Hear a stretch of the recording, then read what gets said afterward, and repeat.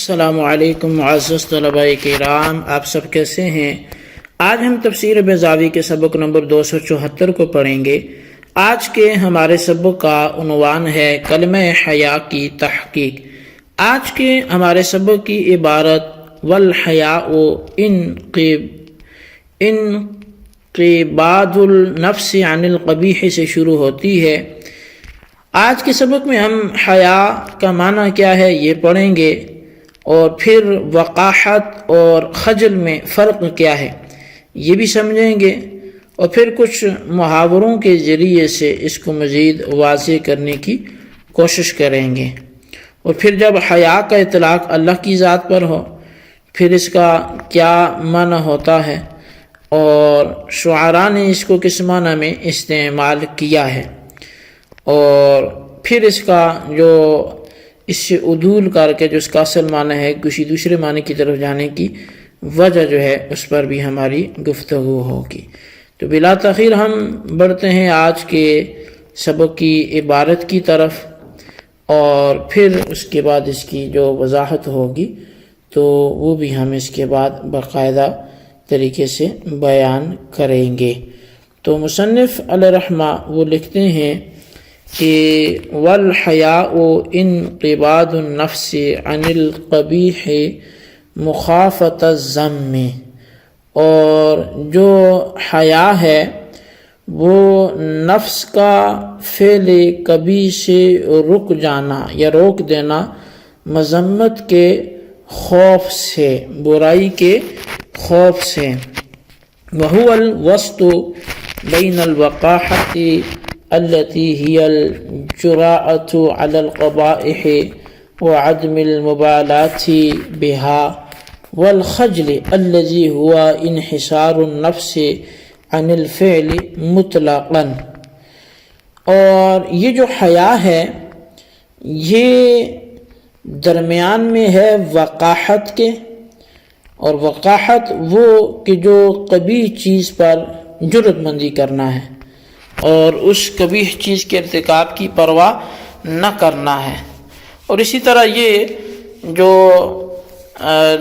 حیا ہے یہ درمیان میں ہے وقاحت اور خجل کے۔ خجل وہ کہ جو نفس کو مطلقاً فعل سے روکنا ہے، چاہے جائے کہ وہ قبیح ہو یا نہ ہو۔ واشتقاقہ من الحیات، اور اس کا جو مشتق منہ ہے وہ حیات ہے۔ فإنه انکسار یعتری القوة الحیوانیة فیردها عن افعالها، پس بے شک جو حیا ایک ایسی شکستگی ہے جو قوت حیوانیہ کو لاحق ہوتی ہے اور اس کو اس کے اعمال سے روک دیتی ہے۔ تو فقیل حی الرجل کما یقال نسی وحشی اذا اعتلت نساہ وحشاہ، تو یہ اس وقت بولتے ہیں جیسے حی الرجل، جیسا کہ نسیہ بولتے ہیں، اور نسا یہ وہ رگ ہوتی ہے جو سرین سے رات تک پہنچتی ہے، یا اسی طرح حشیہ کہتے ہیں، حشا یہ پسلیوں کے اندرون کے ساتھ مرض کا لاحق ہونا اس کو بولتے ہیں۔ اسی طرح فرمایا کہ وَإِذَا وُصِفَ بِهِ الْبَارِي تَعَالَى كَمَا جَاءَ فِي الْحَدِيثِ، اور جب حیا سے اللہ تعالیٰ کی ذات کو متصف کر دیا جائے، جیسا کہ حدیث شریف میں بھی آیا ہے کہ ان اللہ یستحیی من ذبح الشیبۃ للمسلم ان یعذبہ، کہ بے شک اللہ تبارک و تعالیٰ اس بات سے حیا فرماتا ہے کہ وہ سفید داڑھی والی مسلمان کو عذاب دے۔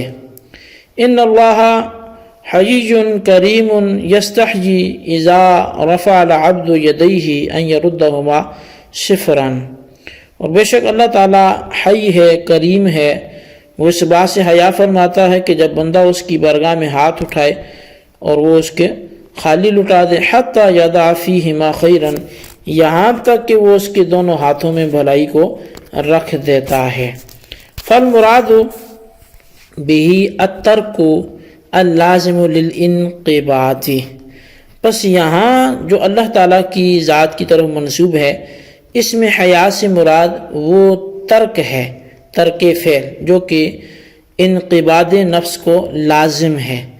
کما ان المراد من رحمتہ وغضبہ اصابۃ المعروف والمکروہ اللازمین لمعنیہما، جیسا کہ اس کی رحمت اور اس کے غضب سے مراد وہ بھلائی کا پہنچانا اور ناپسندیدگی کا پہنچانا ہے جو ان دونوں معنی کے لیے لازم ہیں. وَنَظِيرُهُ قَوْلُ مَنْ يَصِفُ إِبِلًا، اور اس کی مثال وہ ہے کہ جو اپنے اونٹ کی جو ہے وہ مدح سرائی کرتا ہے یا اس کی تعریف بیان کرتا ہے، اور وہ کہتا ہے کہ اذا مستحین الماء يعرض نفسه قرعنا بسبت في اناء من الورد. وہ اونٹ کی مدح سرائی کرتے ہوئے یا اس کے وصف کو بیان کرتے ہوئے وہ یہ کہتا ہے کہ جب اونٹ پانی کو رد کرنے سے شرماتا ہے، یعنی اونٹ جو ہے وہ رد ماء کو وہ ترک کر دیتا ہے، تو اس حال میں کہ پانی خود ان کو ان کے سامنے پیش کرتا ہے تو اونٹ جو ہے وہ منہ لگا کر پانی پی لیتے ہیں، ایسے گھاٹ پر جس کے کنارے جو ہے وہ گلاب کھلا ہوا ہے. اور فرمایا کہ وَإِنَّمَا أُجِّلَ بِهِ عَنِ التَّرْكِ لِمَا فِيهِ مِنَ التَّمْثِيلِ وَالْمُبَالَغَةِ، اور محض یہ کہ عدول کیا گیا کس سے؟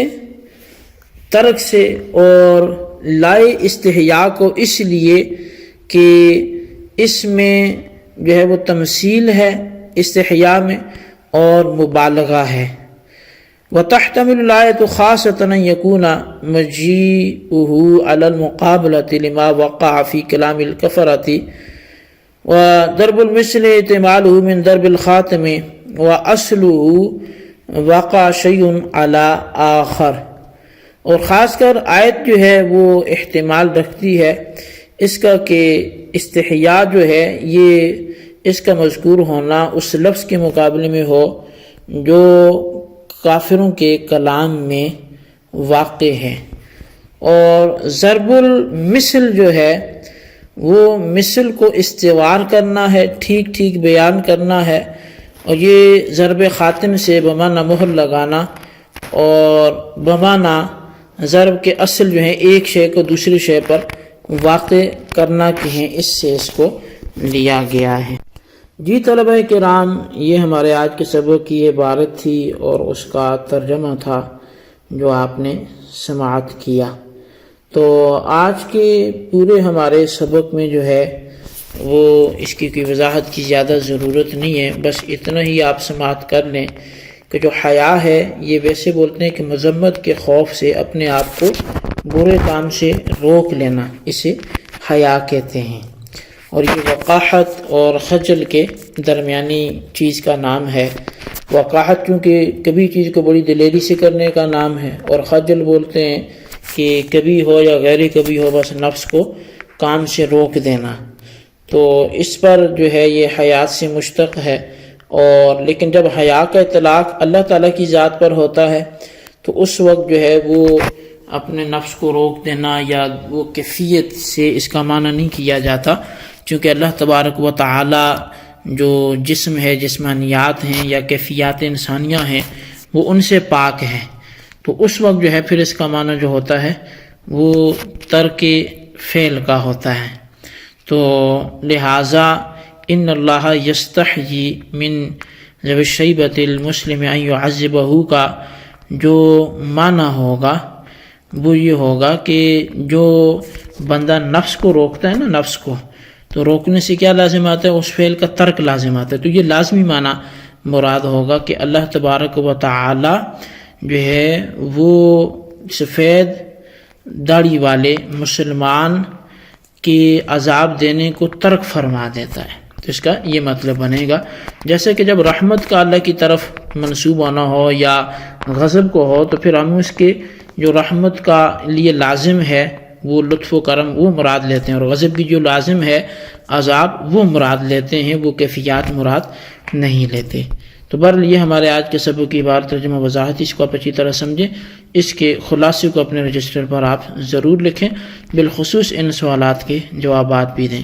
سوال نمبر 1 یہ ہے کہ وقاحت کی تعریف لکھیں، اور سوال نمبر 2 یہ ہے کہ خجل کا بھی معنی واضح کریں۔ اللہ تبارک و تعالیٰ سے دعا ہے جو کچھ ہم نے پڑھا سنا سے یاد رکھنے کی توفیق نصیب فرمائے، آمین بجاہ نبی الامین صلی اللہ علیہ وسلم۔